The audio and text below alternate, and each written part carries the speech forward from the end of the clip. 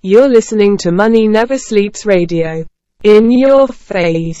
What we got here is a failure to communicate. Oh, have I got your attention now? Greed, for lack of a better word, is good. You know what I mean? Money to be made in a place like this. Money never sleeps, pal. You're crazy. Don't run when you lose. Don't whine when it hurts. You know what it takes to sell real estate? It takes brass balls. I've fallen, and I can't get up.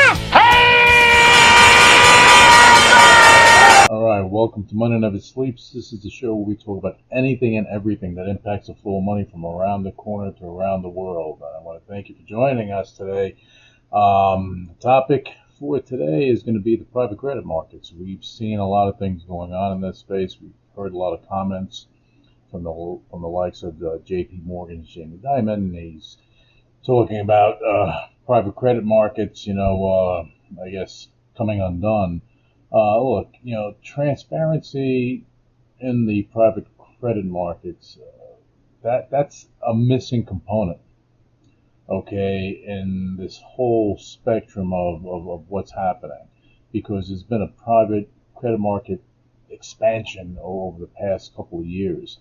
We have a lot of the private equity players involved, and, they figure, because it's collateral based, that it's a safer proposition. But, there are things going on. But I want to go over a few of the aspects of the private credit markets, because the global private credit market itself is undergoing its very first true stress test since it evolved from it just being a niche alternative strategy.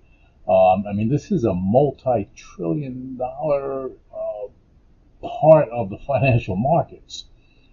People don't realize it. What was once marketed as flexible, relationship-driven lending outside of traditional banking. You can't get the funding from a traditional bank, then you go to the private credit market. That's like you can't go, way back when you couldn't go borrow from a bank, so you go to a loan shark to get a loan. All right, not saying that private credit markets are loan sharks. I'm just giving you an example of what it entails. You have recent events that have been transpiring that basically are showing how fragile this is. In the United Kingdom, they brought some of these issues into sharp focus. And the thing is, this is not a theoretical concern. This is not a theory of what could happen. It's stuff that's happening. So it's a definite, measurable market failure. And that stuff needs to be corrected in order to stabilize the private credit markets. Look, it has expanded over the past decade as banks retreated from certain lending activities following, post 2008. Okay, where the regulatory reforms came in after the collapse.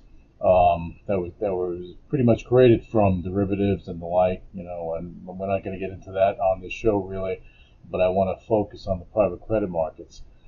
Capital migrated towards private lenders, offering bespoke financing structures and faster execution, as opposed to waiting, to go through the whole process, 2 months, 3 months, whatever the case may be. They can get this stuff done in days, if need be, if they're comfortable.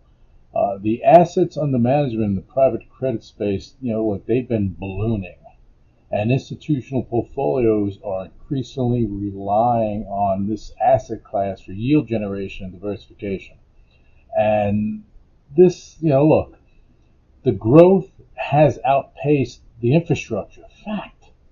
Okay, the private credit market within itself could be a great vehicle, but if the infrastructure is not keeping pace with what is happening in general, then you're going to have a problem. It's like building a city on quicksand.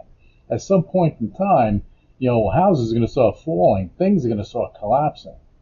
And unlike the public markets where disclosure, clearing, custody, reporting frameworks, so on and so forth, all that is standardized, private credit still relies heavily on bilateral documentation. Basically, they're manually verifying that you have these assets, and if they're reporting them, who are they reporting them to?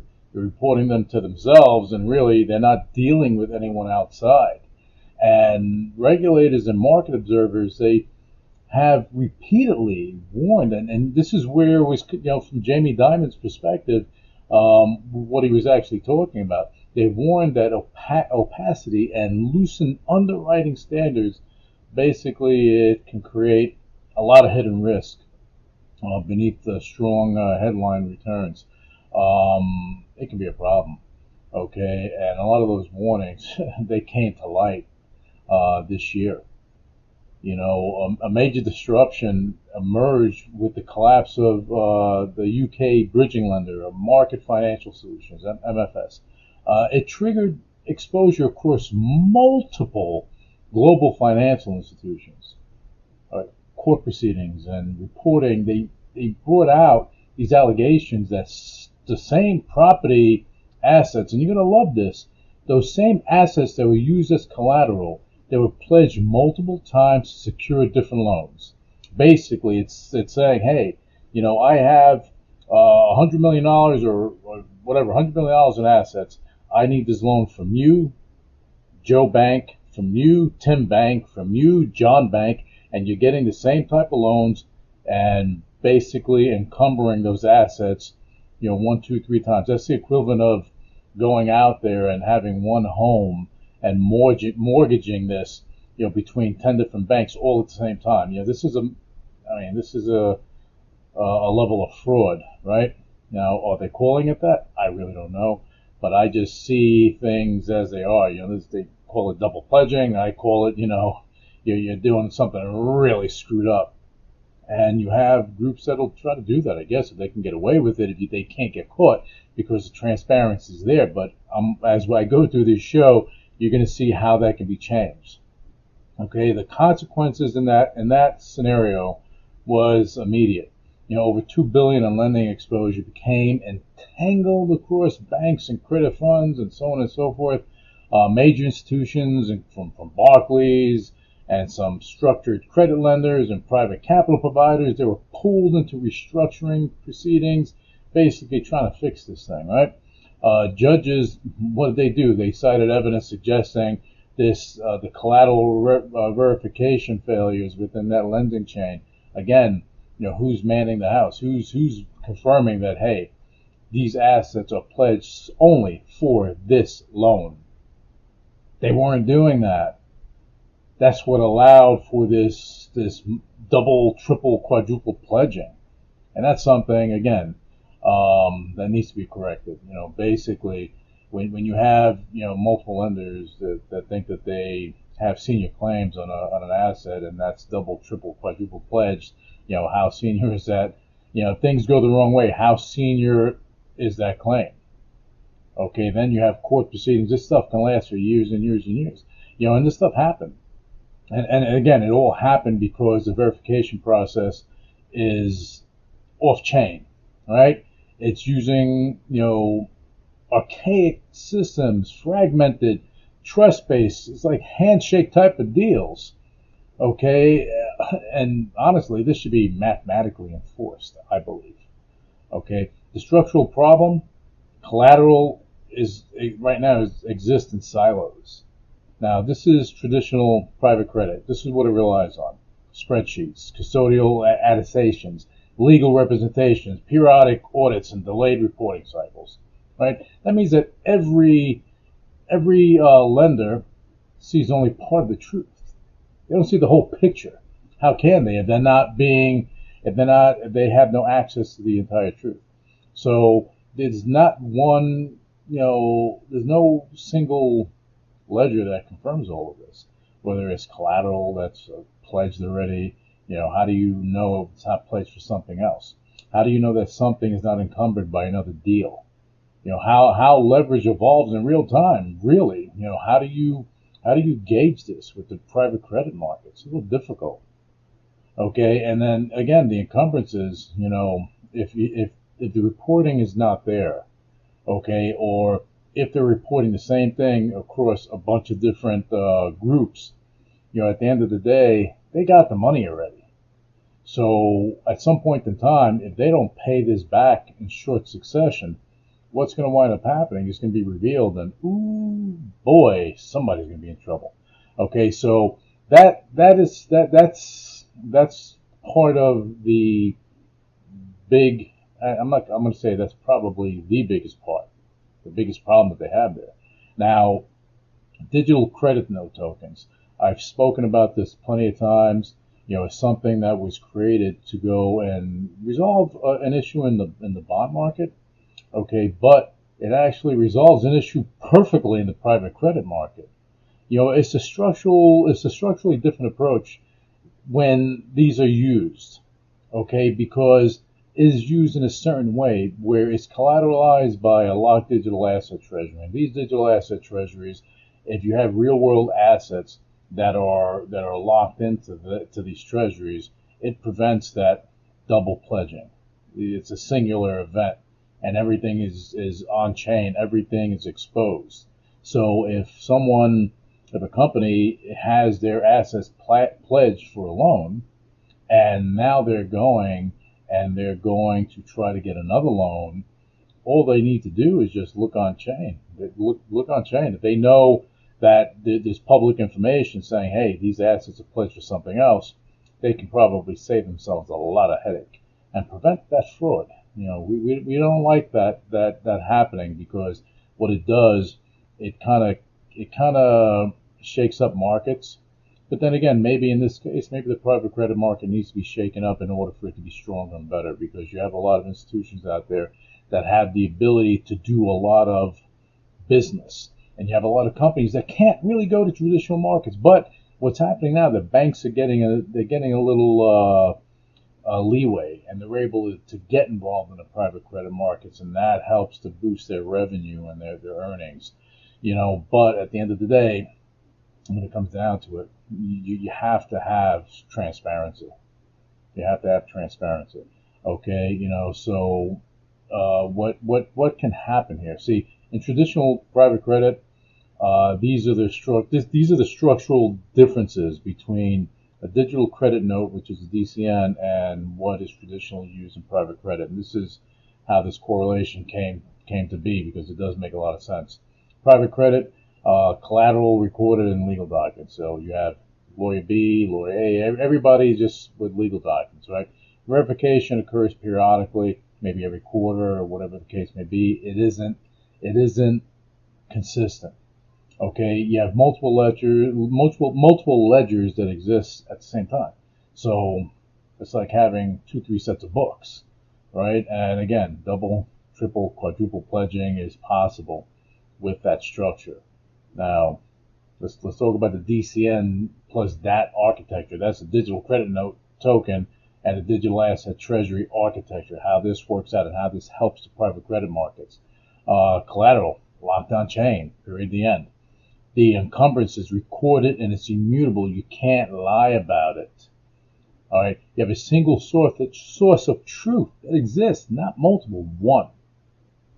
And good luck with trying to double pledge. Not even technically it's possible. That's an impossible thing, because this is mathematically enforced.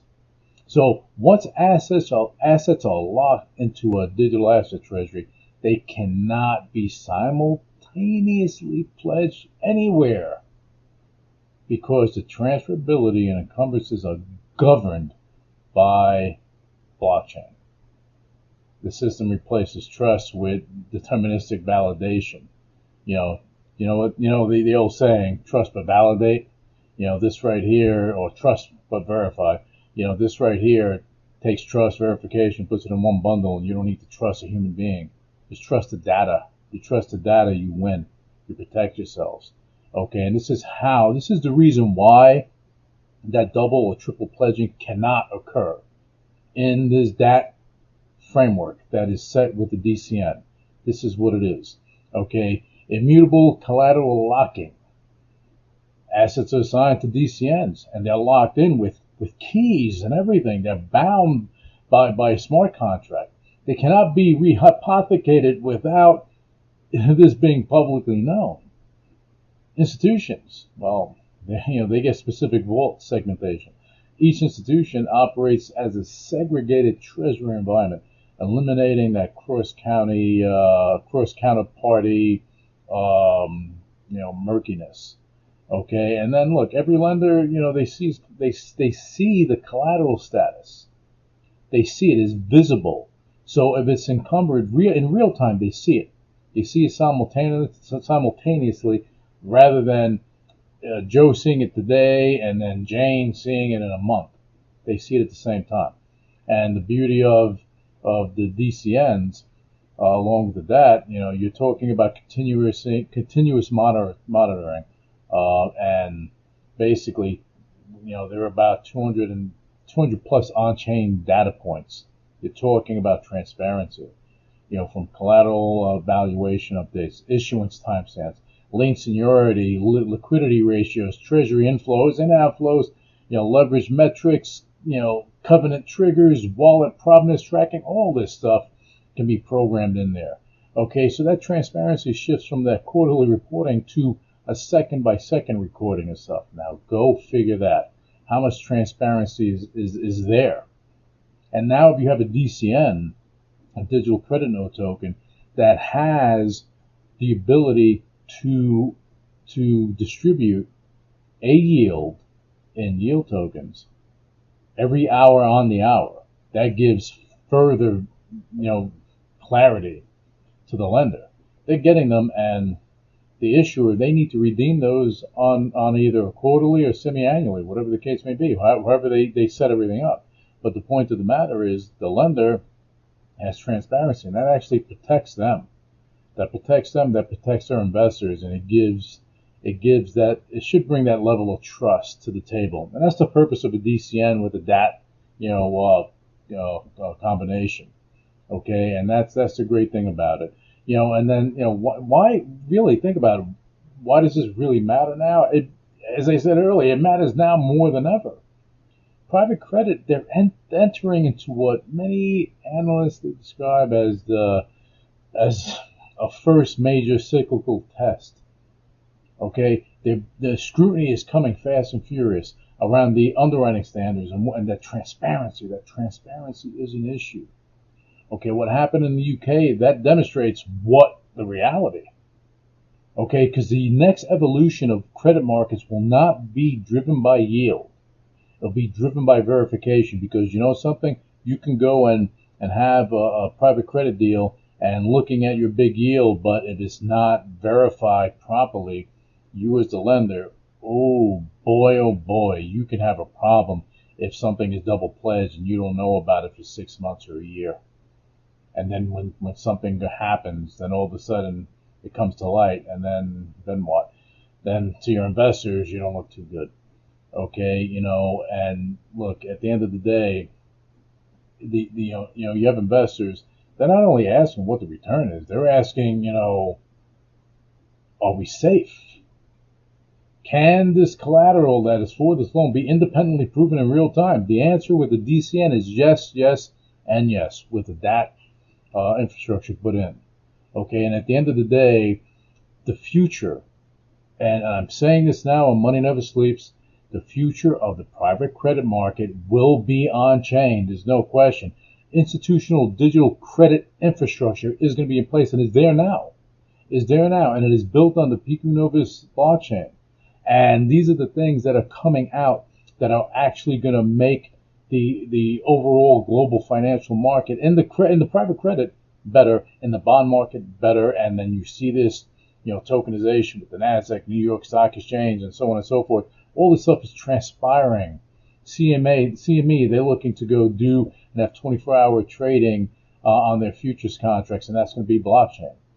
A lot of this stuff is happening. A lot of interesting things. The private credit market needs to get involved here, and digital credit note tokens, along with the digital asset treasury and the way it's structured and the way it's programmed, is ready to rock and roll.